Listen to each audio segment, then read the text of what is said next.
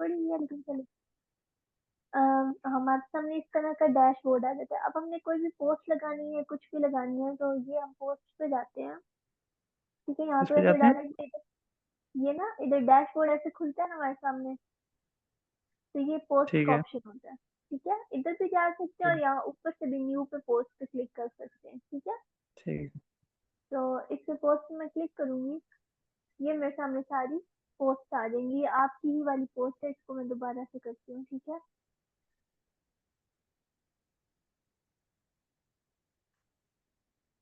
बल्कि मैंने यहाँ से शायद इसको डिलीट कर दिया था। नहीं, अच्छा, फॉर एग्जाम्पल ये मेरे सामने इस तरह से पोस्ट आ जाती है। उसके बाद मैंने क्या करना है, न्यू पे क्लिक करना है और पोस्ट पे क्लिक करना है। ठीक है, न्यू करके पोस्ट पे क्लिक करूंगी तो मेरे सामने जो सा था पोस्ट जो भी करना है उसका एक एडिटर टाइप खुल जाएगा। ठीक है, ठीक मैं है। वहां पर अपनी जो भी पोस्ट थी मैंने फॉर्मेटिंग उसकी ऑलरेडी की हुई थी। ठीक है, जैसे आपने आपको मैंने फॉर्मेटिंग के अकॉर्डिंग बताया कि H1 लिखना है, H2 यहाँ लिखना है, ये वो। तो सिंपल मैं वहां से कॉपी करूंगी और ये पेस्ट का ऑप्शन है। एक होता है पेस्ट एज प्लेन टेक्स्ट और एक होता है पेस्ट। तो आपने क्योंकि फॉर्मेटिंग चेंज नहीं करनी, वही रखनी है, तो मैं पेस्ट कर दूंगी ताकि मेरी जो ओरिजिनल फॉर्मेटिंग है वो चेंज ना हो। ठीक है, तो इस तरह से ये मेरी पोस्ट शो होना शुरू हो जाएगी। ठीक है। फिर उसके बाद क्या करना है, ये जैसे है फॉर एग्जांपल ये मेरा टाइटल भी यही है, तो मैं इसको कॉपी करके यहाँ पर पेस्ट ऊपर टाइटल में कर दूंगी। ठीक है, ठीक है। इधर। उसके बाद ये सारा मेरा जो भी पोस्ट है ये शो होना शुरू होगी इस तरह से। अब यहाँ पर इसके ये देखिए लिखा हुआ है रीडेबिलिटी और एसईओ के बारे में। ठीक है, उसके बाद हम नीचे जाते हैं तो इसकी कैटेगरीज के बारे में लिखा लिखा होता है कि हम इसको किस कैटेगरी में ऐड करना है। ठीक है, तो हम इसको ब्लॉग की कैटेगरी में ऐड करेंगे। ठीक है, फिर टैग्स, बेसिकली जो टैग्स होते हैं वो हैश टैग की तरह इस्तेमाल होते हैं। जैसे ट्विटर पे हैश टैग ट्रेंड हो रहे होते हैं, इसी तरीके से हम कुछ टैग्स ऐड कर देते हैं जो कि कुछ भी अगर चीज ट्रेंड पे जा रही हो कुछ भी, तो हमारा सर्च रिजल्ट में जो है ना टॉपिक हमारा भी शो हो। ठीक है, तो एक तो हम अपना मेन कीवर्ड टैग्स में डाल देते हैं और भी जितने रेलेवेंट चीजें, जैसे अगर ओलंपिक्स के बारे में था यहाँ पे, ऐसे पाँच ठीक है। 6 या 10 हम इसमें टैग्स ऐड कर देते हैं। ठीक है, तो इस तरह से क्या होता है कि अगर ये फॉर एग्जांपल ये था, फिर कोई भी रेलेवेंट यूजर आकर कुछ भी सर्च करता है टैग में, तो हमारा भी कहीं ना कहीं रिजल्ट में शो होना शुरू हो जाता है। ठीक है, उसके बाद आता है फीचर्ड इमेज का ऑप्शन। और यहाँ से अगर हम नीचे जब स्क्रॉल करें तो इधर हमारे पास एसईओ का ऑप्शन आता है। फीचर्ड इमेज हम बाद में बनाएंगे, पहले हम ये एसईओ और रीडेबिलिटी ठीक करते हैं। रीडेबिलिटी पे जब मैं हम्म। क्लिक करूंगी तो यहाँ पे मुझे सारी चीजें शो होना शुरू हो जाएंगी। अगर कोई इशू है, ट्रांजिशन वर्ड्स का कोई इशू नहीं होता। अगर आपने कम भी यूज किया है तो कोई मसला नहीं है। ठीक है, ट्रांजिशन वर्ड्स बेसिकली वही होते हैं, more over, further, more, additionally, in, result of. ठीक है, इस तरह से जो होते हैं।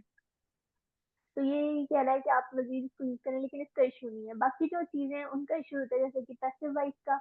हमें अपना जितने भी सेंटेंसेस होते हैं उनको मोस्टली एक्टिव वॉइस में लिखना होता है। ठीक है, उसके बाद ये ठीक है। कंजक्टिव सेंटेंसेस वाला इशू है। तो कंजक्टिव सेंटेंसेस वाला ये होता है कि जैसे अगर मैं यहाँ पर स्टार्ट करूंगा, फॉर एग्जाम्पल ये है, the history of trampoline is closely linked with advantages in technology. उसके बाद फिर मैं दोबारा स्टार्ट कर दूँ इसको दा से, और फिर मैं दोबारा इसको दा से स्टार्ट कर दूँ। कंसेक्टिव 3 सेंटेंसेस दा स्टार्ट हो रहे हैं। ठीक है, तो वो थोड़ा हम्म। इनअप्रोप्रिएट लगता है। तो हमें कोई भी अगर ऐसे सेंटेंसेस 3 एक जैसे वर्ड से स्टार्ट नहीं करने। ठीक है, बीच वाला हम सेंटेंस चेंज कर सकते हैं, अगला सेंटेंस चेंज कर सकते हैं। ठीक है, ताकि तीनों सेंटेंसेस की वर्डिंग एक जैसी ना हो। उसके बाद ये कह रहे हैं कि सब हेडिंग्स आपने बहुत अच्छी तरीके से डिस्ट्रीब्यूट की हैं, यानी कि आपने पैराग्राफ के बाद में सही से बार बार बीच में हेडिंग्स डाली हुई है। फिर पैराग्राफ लेंथ भी बोल रहा है कि बहुत बड़ा नहीं है। तो मैंने आपको बताया था कि जो रिकमेंडेड लेंथ है वो 3 to 4 लाइन है। ठीक है, 6 लाइन मैक्सिमम होती है, लेकिन हम ट्राई करते हैं कि 3 to 4 लाइन में वो बात कवर हो जाए। फिर सेंटेंस लेंथ हम्म। भी ये कह रहा है कि काफी अच्छी है। ठीक है, हमने शॉर्ट सेंटेंसेस में यूज की हैं, नॉर्मली जो उनसे एक्सेप्टेबल है वो यहाँ तक ही है। ठीक है, इतना बड़ा सेंटेंस अगर हो जाएगा या इतना बड़ा हो जाएगा तो वो अच्छा नहीं लगेगा। ठीक है, ठीक है। सेंटेंसेस को शॉर्ट करने के लिए हम मोस्टली क्या करते हैं कि कोमा जो होते हैं, फुल स्टॉप को एज अ कोमा यूज करते हैं। ठीक है, full stop is a new comma. और एक और हम क्या करते हैं कि ट्रांजिशन वर्ड्स ऐड करते हैं, पिछला सेंटेंस खत्म क्या करके फुल अगले स्टॉप की जगह क्या? जो फुल स्टॉप है ना, it is a new comma. ठीक है, मतलब जो आप कह सकते हैं कि पहले हम लोग क्या करते थे कि कोमा ऐड करके फिर आगे कंजंक्शन लिखते थे ना, अभी जो इंग्लिश ग्रामर का रूल है वो तो वही है, ठीक है, वो स्ट्रेट फास्ट वही रूल है कि कॉमा आएगा उसके बाद सेंटेंस फॉर्म, एक जो हमने 3-4 डिफरेंट सेंटेंसेस में बात लिखी है वो एक सेंटेंस में करेंगे। लेकिन जब हम इस वाली बात में आते हैं, ब्लॉगिंग वगैरह में इन चीजों में आते हैं, तो हम लोग कॉमा को अवॉइड करते हैं और ट्राई करते हैं कि अगर हमारे सेंटेंस में की कंजक्शन और कॉमा आ रहा है तो हम उधर फुल स्टॉप ऐड करके नया सेंटेंस स्टार्ट कर दें, ठीक है। ठीक है।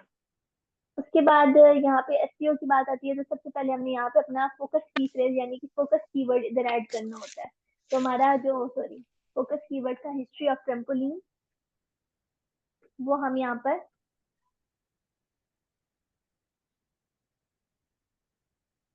ऐड करेंगे, ठीक है। उसके बाद हम नीचे जाते हैं तो यहाँ पे हमें टाइटल ऑलरेडी ये सर्च कर रहा है, ठीक है। जो भी हमारा टाइटल था, अगर वो हमने नहीं लिखना, कोई और लिखना है तो हम यहाँ पे लिख सकते हैं। बेसिकली हमारा टाइटल वही होता है मोस्टली, जो हमारा मेन कीवर्ड होता है, ठीक है। उसके बाद ठीक है। स्लग की बारी आती है। स्लग बेसिकली क्या होता है कि हमारा यूआरएल यानी कि हमारा एड्रेस होता है। एक मिनट। अच्छा, होता क्या है कि स्लग में बेसिकली क्या शो होता है कि एग्जैक्ट जो हमारा पेज का एड्रेस है और वेबसाइट का एड्रेस है वो शो होता है, just like our house address, ठीक है। जैसे मेरे घर का एड्रेस है MCB डैश डैश, ठीक है, फला मोहल्ला, फला गली और फलाना शहर, ठीक है, इस तरह से। तो बेसिकली ये वाला जो स्लग होता है इसको हम परमालिंक भी कहते हैं, हम इसको यूआरएल भी कहते हैं, और हम इसको क्या कहते हैं, ये हमारा जो एड्रेस है जो भी पेज का है या ब्लॉग का है वो एग्जैक्ट हमें शो होता है। जैसे कि अगर मैं यहाँ पर सर्च करती हूँ ये वाला, ठीक है, तो इसमें मेरा ये स्लग ये है। पहले वो विकीपीडिया है, ठीक है, विकीपीडिया में से आगे जो उसका सेक्शन है वो विकी का है, और उसके बाद नेक्स्ट कौन सा है, ट्रेम्पोलिन। तो एग्जैक्ट ये वाला हमारा जो स्लग या यूआरएल होता है, जब वो बंदा हम लोग इधर इंटर करते हैं तो उसमें क्या होता है कि बंदे को पता चल जाता है कि हम क्या बात कर रहे हैं। ये देखिए, अगर ये बात हो रही है ना स्टैक ओवरफ्लो की, पहले वेबसाइट की बात है, फिर उसका सेक्शन क्वेश्चंस का आया, और फिर उसके आया what is a trampoline function, ठीक है। ठीक है। तो स्लग ये ऑलरेडी सर्च कर रहा है। अगर किसी ने ना किया हो सर्च, तो आपने इधर भी अपना मेन कीवर्ड ऐड करना होता है, ठीक है। यानी कि जो आपका टाइटल इस्तेमाल हो रहा है, जो आपका मेन कीवर्ड इस्तेमाल हो रहा है या हेडिंग वन इस्तेमाल हो रही है, वो आपने यहाँ ऐड करनी होती है। फिर बात आ जाती है मेटा डिस्क्रिप्शन की। तो मेटा डिस्क्रिप्शन क्या होता है, बेसिकली ये जो 2 या 3 लाइंस होती हैं, ठीक है, इनको स्निपेट भी कहते हैं और इसको मेटा डिस्क्रिप्शन भी कहते हैं, ठीक है।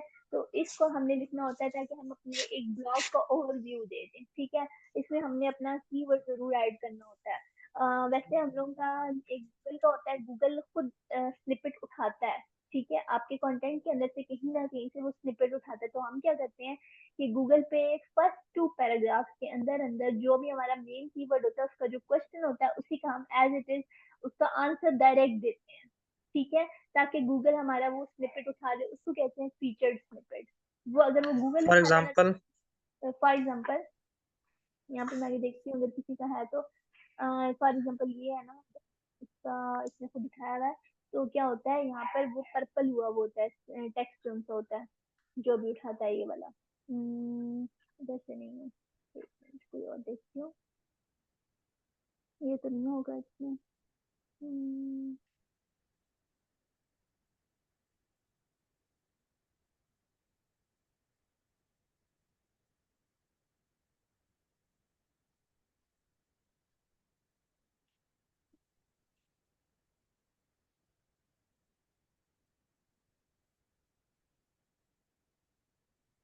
अक्सर हमारा बीच में कहीं ना जो होता है वो पर्पल हुआ होता है। हम कोई स्पेसिफिक क्वेश्चन ढूंढते हैं तो उनका उसका आंसर यहाँ पे हमें शो हो रहा था। जब हम उसको खोलते हैं तो वो पर्पल कलर का हुआ होता है। मैं यहाँ पे कुछ और सर्च करती हाँ, हूँ, वो मैंने देखा है, हुआ होता है।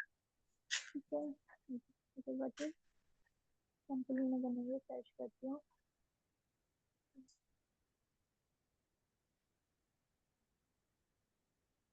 हाईलाइट नहीं हुआ हुआ है।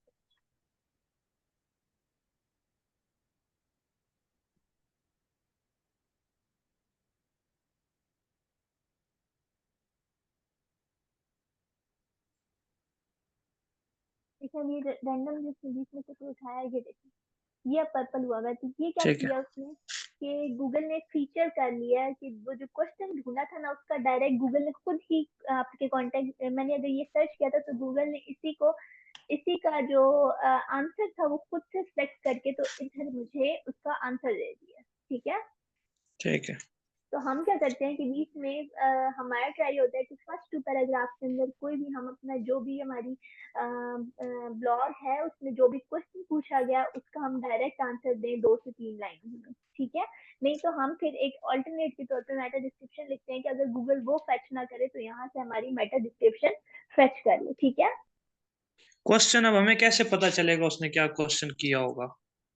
ये हमारा जो टॉपिक होता है ना वही क्वेश्चन, जैसे अब ये इसने पूछा था what is role of trampoline, तो गूगल को सबसे इम्पोर्टेंट रोल यही लगा है कि वो क्या करता है, डेवलप्स बैलेंस एंड कोऑर्डिनेशन, ठीक है। ठीक है। इसी तरीके से ये देखिए हम trampoline can help combat depression, anxiety, stress by increasing the amount, ठीक है। ये वाला कुछ लिखा हुआ है। अब क्या हुआ है कि यहाँ से अच्छा, अब अब गूगल ने हमारा हिस्ट्री ऑफ ट्रैम्पोलिन है ना, जी जी तो मैं उसका आंसर दूंगा हिस्ट्री ऑफ ट्रैम्पोलिन का। जी हम लोग उसका आंसर देंगे, एक ओवरव्यू मतलब एक ब्लॉग का पूरा अपने ओवरव्यू लिखना होता है, ठीक है।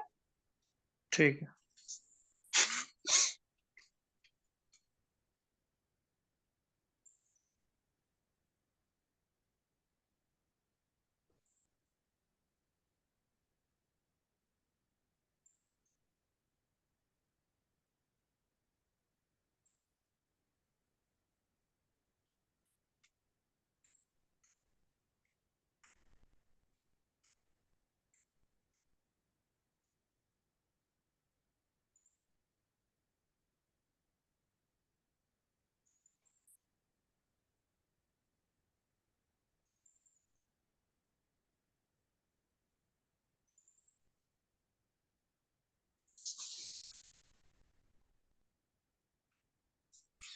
अब ग्रीन था उतना मैंने इसको लिख लिया, ठीक है। मैंने इसको ग्रीन करना है, ग्रीन से ज्यादा वो ज्यादा भी नहीं लिखना कि वो ना हो जाए, रेड ना हो जाए, ठीक है।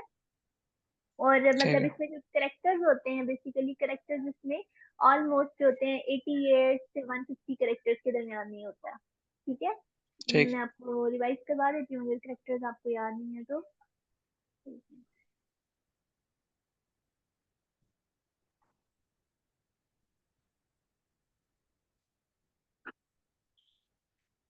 ये जो लेटर्स यूज हुए यही कैरेक्टर्स होते हैं ना?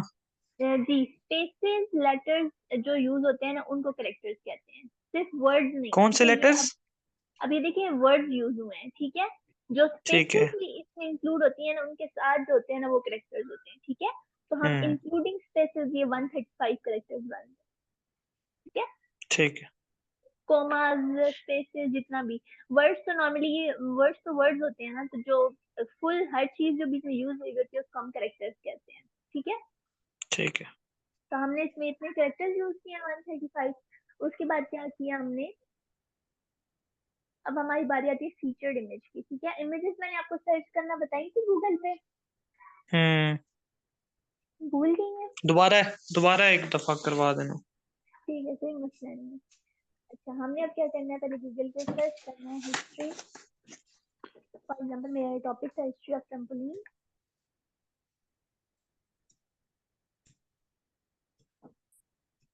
इस पे मैं जाऊंगी इमेजेस पे, इमेजेस पे जाकर मैं जाऊंगी टूल्स पे, टूल्स पे जाकर पहले मैं यूजेज राइट्स में आऊंगी और यहाँ पे क्रिएटिव कॉमन लाइसेंसेस, ठीक है, ताकि जो कॉमनली आप कह सकते हैं हर कोई यूज कर सकता है, जिसपे कोई वो नहीं है, प्रीमियम चीज नहीं लगी हुई, टिकट नहीं लगा हुआ रॉयल्टी का, तो हम वो इजीली यूज कर सकते हैं, ठीक है। उनको कहते हैं क्रिएटिव कॉमन लाइसेंसेस। उसके बाद जो नेक्स्ट चीज है उसका साइज है, ठीक है। हमने हमेशा लार्ज साइज सेलेक्ट करनी होती है क्योंकि ताकि हमारे पास क्लियर आए, ठीक है। अब मैं जब इस पर क्लिक करूंगी तो इस तरह की इमेज शो होगी। मैंने यहाँ से डायरेक्ट डाउनलोड नहीं करनी, सबसे पहले तो मैंने इसकी डायमेंशन देखनी है। पहली वाली जो सी 1000 से ऊपर हो और दूसरी जो सी है वो 700 से ऊपर हो, ठीक है। उसके बाद इसमें जो डायमेंशन लिखी हुई है, अब ये 1110 × 809 है तो परफेक्ट है, ठीक है। इसको अब मैं क्या करूंगी, यहाँ पे क्लिक करूंगी और open image in new tab करूंगी ताकि ये फुल लोड हो। जब ये इस तरह से फुल 1000 से लोड हो ऊपर चाहिए जाएगी, ना? जी 1000 1000 बाय से 700, लेंथ इसकी 1000 से 1000 ऊपर। हो, जी जी लेंथ 1000 हो और जो विड्थ है वो 700 से ऊपर हो, अच्छा। ठीक है। उसके बाद हम इसको ऐसे करके सेव कर लेंगे। और अच्छा, हम इसको जेपैग के फॉर्म में भी सेव कर सकते हैं, पीएनजी की फॉर्म में भी सेव कर सकते हैं, जेपीजी के फॉर्म में भी सेव कर सकते हैं, ठीक है। लेकिन वेब पी की फॉर्म में नहीं सेव कर सकते। ठीक है। एक्सटेंशन में आगे डॉट जेपीजी भी आ सकती है, अगर ये देखिए ना। अगर तो यहाँ पे आपको आ रहा हो ना वेब पी फाइल, तो आपने क्या करना है, यहाँ से इस पे जाके ऑल फाइल्स पे क्लिक कर देना है, और यहाँ पे खुद से इसको कर दें डॉट फॉर एग्जाम्पल पीएनजी, तो वो उसी फॉर्मेट में सेव होगी जिसमें आप करना चाहते हैं, ठीक है। हम्म। फिर उसके बाद मैं सेट फीचर इमेज पे क्लिक करती हूँ, यहाँ से इधर आती हूँ, यहाँ पे मैंने इसको ड्रैग करके ड्रॉप किया है, यहाँ पे ऑलरेडी जो डाउनलोडेड थी।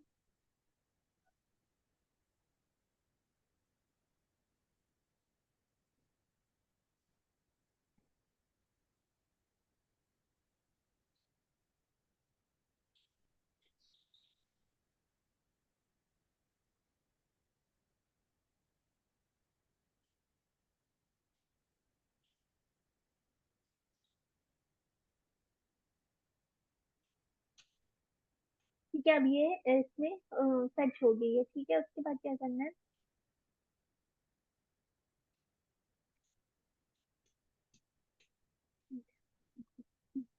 उसके बाद यहाँ पे ऑल टेक्स्ट आता है। ऑल टेक्स्ट बेसिकली क्या होता है कि हमारी इमेज अगर डाउनलोड नहीं हो रही, हमारी इमेज फेच नहीं हो रही, तो क्या होता है कि हमारा उसकी जगह टेक्स्ट शो हो जाता है कि इस इमेज की जगह ये टेक्स्ट था, ठीक है, all text.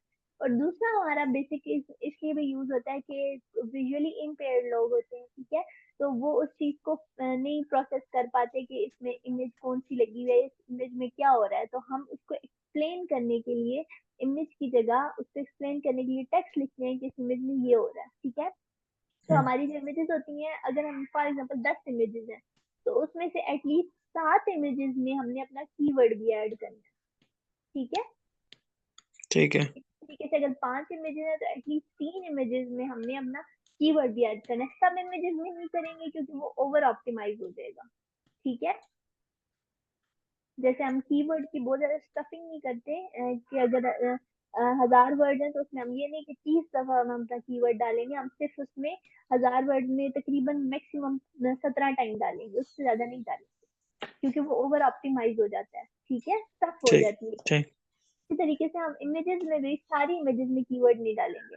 For example images हमारे पास है ही एक इमेज, एक ही है, तो हम उसमें डाल देंगे, हम्म।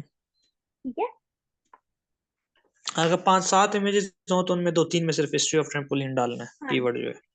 जी, ठीक है। तो इसमें मैंने इस तरह से लिख दिया, इसमें मैं ऐसे भी लिख सकती हूँ हिस्ट्री ऑफ ट्रम्पोलिन्स, और आगे हैश कार्ड के आगे लिख सकती हूँ किड्स जंपिंग ऑन ट्रम्पोलिन, ठीक है। मतलब इसमें हम कुछ भी क्या? ऐड कर सकते हैं। ऑल टेक्स्ट में ना, यहाँ पे अगर ये है ना हिस्ट्री ऑफ ट्रम्पोलिन्स, फॉर एग्जांपल मेरा ये वो था ना कीवर्ड, हम्म। तो इसमें मैं आगे ये डाल के स्लैश आगे लिख दूंगी। स्लैश नहीं होती है, क्या होती है, हाइफन। उसके बाद मैं आगे लिख दूंगी किड्स जंपिंग, और इस इमेज को भी एक्सप्लेन करना है ना, ठीक है। ठीक है। उसके बाद और कुछ भी नहीं ऐड करना, टाइटल कैप्शन वगैरह कुछ भी नहीं, बस हमने खाली ऑल टेक्स्ट देखना होता है, और इसको हमने सेट फीचर्ड इमेज में कर देना है। यहाँ पे ये इस तरह से आ जाएगी, ठीक है। ठीक है। और ये देख लीजिए एसईओ भी गुड होगी, रीडेबिलिटी भी गुड होगी, तो मैं इसको पब्लिश कर दूंगी, ठीक है।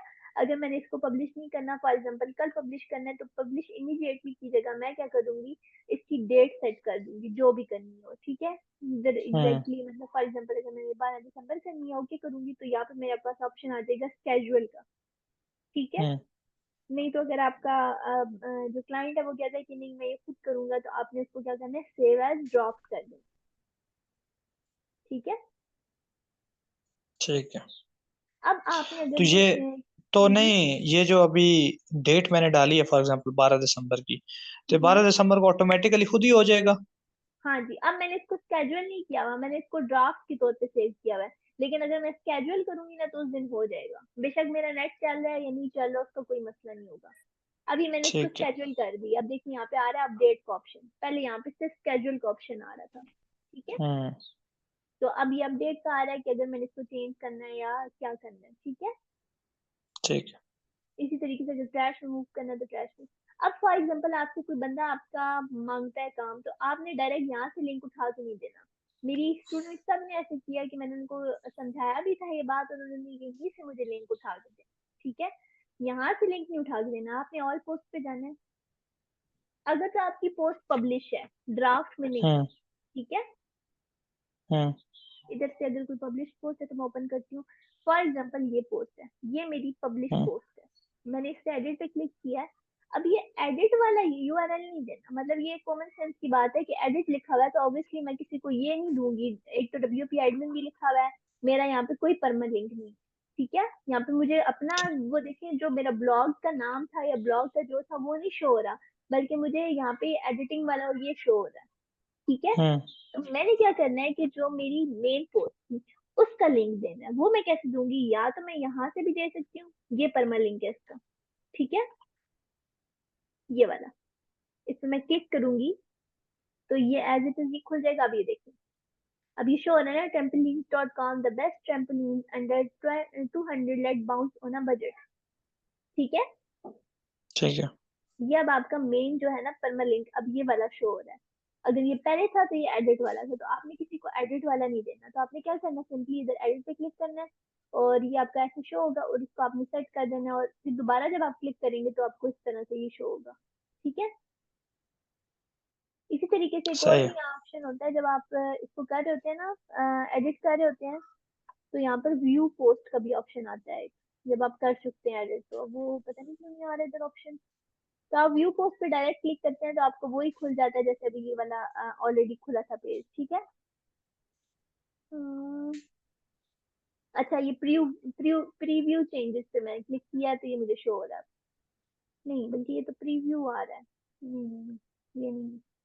आप बस उस पे ना इसी तरीके से एडिट पोस्ट पे क्लिक करेंगे अपनी पोस्ट पे, और यहाँ पर जाएंगे तो आपका ये वाला लिंक जो है ना ये शो होगा। जब भी लिंक शेयर करें एक दफा ध्यान से देख लें कि आप कौन सा लिंक शेयर कर रहे हैं, ठीक है। ठीक है, मैंने किसको शेयर करना होगा? मतलब कोई भी क्लाइंट आपसे सैंपल मांगता है ना कि आपने कौन सा काम किया हुआ है ये वो, तो आप उसको अच्छा भेज अच्छा दें, अच्छा। ठीक है। ठीक ठीक। ठीक। चलिए, अभी आपने ऐसे करना है कि ये वाला पब्लिश करें, उसके बाद फिर हम कल डिस्कस करेंगे इंटरनल लिंकिंग की और आउटबाउंड लिंकिंग, ठीक है। ठीक है। अब आपकी असाइनमेंट है, आज आपने कंप्लीट करनी है। अपना ये जो आर्टिकल था इसको आपने पब्लिश करना है, ठीक है। मैं इसको कर रही सही हूँ है। डिलीट यहाँ से, दोनों को। और आपने इसकी सारी एसईओ वगैरह वो सारी चीजें देखनी है और सारी सेट करनी है, ठीक है। कोई रीडेबिलिटी का इशू आता ठीक। है, कुछ भी इशू आता है, आपने उसको चेंज करना है खुद से। कैसे करेंगे बताती हूँ। हेमिंगवे पे जाके। नहीं, हेमिंगवे की बजाय यहीं से भी आप कर सकते हैं, ठीक है। मतलब हेमिंगवे से तो आपका कंटेंट पास था ना, तो आपने जी। क्या करना है कि सिंपली यहाँ पर नीचे आना है ना, ये जो एसईओ और रीडेबिलिटी वाला है, ठीक है। यहाँ पे अगर आपका हेमिंगवे से पास है ना, तो यहाँ से आपका कोई इशू नहीं होगा, ठीक है। कोई इशू आता है, फॉर एग्जाम्पल यहाँ पे कहता है कि आपने पैसिव वॉइस बहुत ज्यादा यूज कीजिए, तो आपने आई पे क्लिक करना है, ऊपर स्क्रॉल करना है, तो जहां जहां आपने पैसिव वॉइस क्लिक की हुई होगी ना उसमें आपका ये हाईलाइट हो जाएगा। सही है।